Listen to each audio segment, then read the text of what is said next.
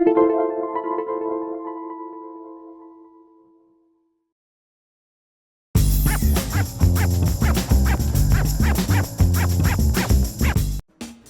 to MyLITV. From Manhasset to Montauk, we've traveled our communities to bring you the following events. I'm your host, Waldo Cabrera. MyLITV starts now.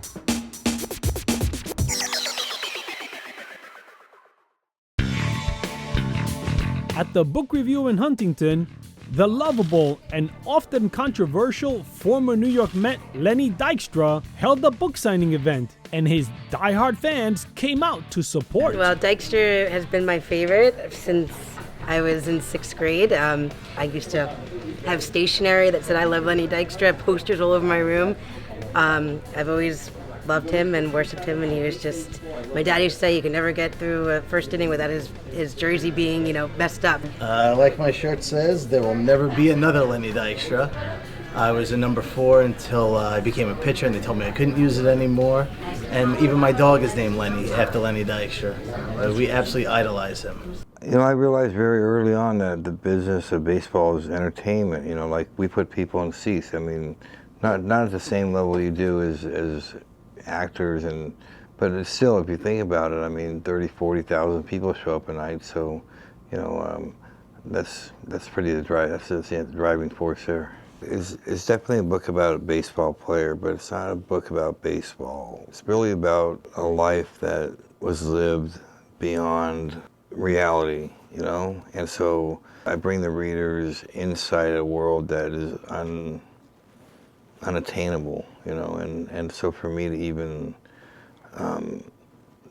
get that out there and for people to say, wow, is that really true? Well, they know it's true because you can't write things that they're not, The steroid part, was to help me stay on the baseball field so I can play the whole season.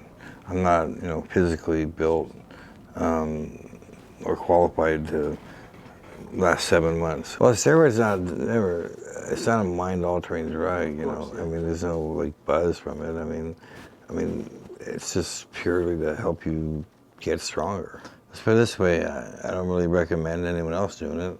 Lenny fell on some tough times, like some of his teammates, Dwight and Doc Gooden and Darryl and Keith. They all went through. He was kind of. It was of the times. It's the type of player that lived through the 80s and 90s and the steroid years, and so he's lived to talk about it. He's had a gritty career, and he's had some ups and downs after his career, but we still support him. I don't look at players as heroes. I mean, they're not gods. They're people, and they have problems, and they go through issues with their lives. Most of these guys are in their 20s when they're given these huge contracts. It's very difficult to adjust, and you have to expect that a lot of them are not going to have the background and be able to handle it, and that's unfortunately something that happened to him. You live and you learn, and that's probably why I wrote the book.